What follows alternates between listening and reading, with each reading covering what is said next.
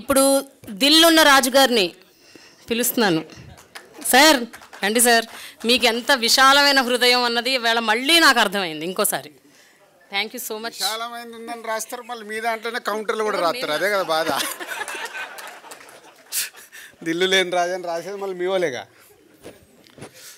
అందరికి నమస్కారం. ముందు శ్రీనివాసరెడ్డి గారికి శుభాకాంక్షలు. మీ మీడియా మిత్రులకి ఇందాక విజయ్ చెప్పినట్టు రైట్ జర్నీ మిమ్మల్ని ముందుకు తీసుకెళ్ళడానికి మీకు దొరికిన చైర్మన్ సార్, కంగ్రాచులేషన్స్.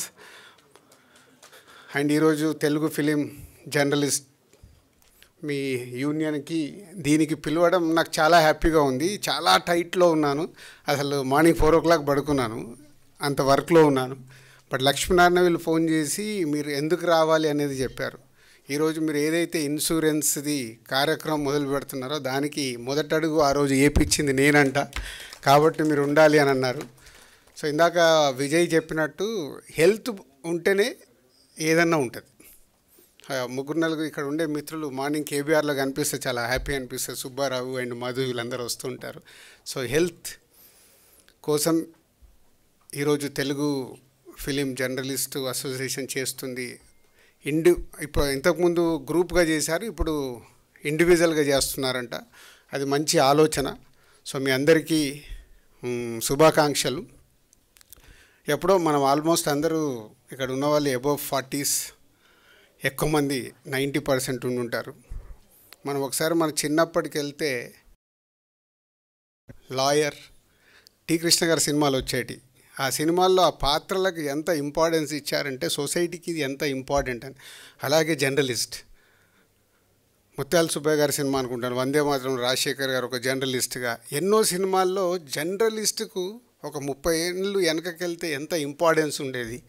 ఇందాక శ్రీనివాసరెడ్డి గారు మీ కులమైన ఒక నిజాయితీ మాట ఒకటి చెప్తే నాకు చాలా హ్యాపీ అనిపించింది. అంటే మీరు జర్నలిస్ట్గా పనిచేస్తున్నప్పుడు మనం చేసేది రాసేది సొసైటీకి ఉపయోగపడాలి.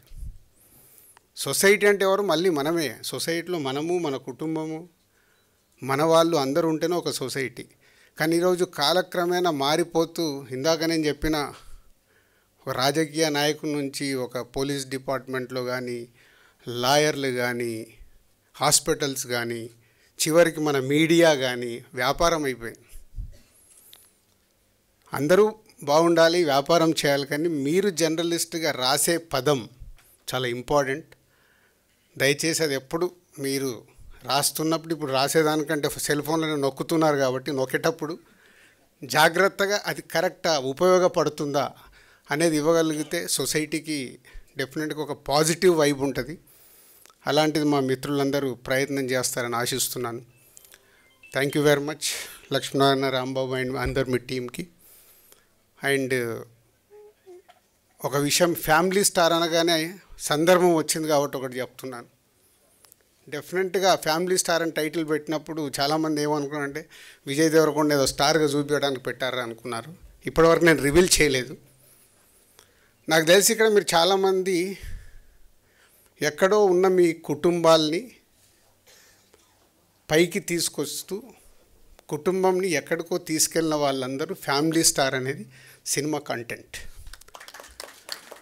ఇప్పుడు నేనున్నాను, ఇప్పుడు శ్రీనివాసరెడ్డి గారు ఉన్నారు, నారాయణమూర్తి గారు ఉన్నారు. మా అన్నీ ఎక్కడో మామూలుగా స్టార్ట్ అయిన మా రంగంలో మేము వచ్చి ప్రయోజకులై ఈరోజు మా కుటుంబంని సొసైటీలో ఒక రెస్పాన్సిబిలిటీ కుటుంబంలాగా చేశామంటే మాలాంటి వాళ్ళందరూ, మీలాంటి వాళ్ళందరూ ఫ్యామిలీ స్టార్. అదే ఫ్యామిలీ స్టార్ కథ.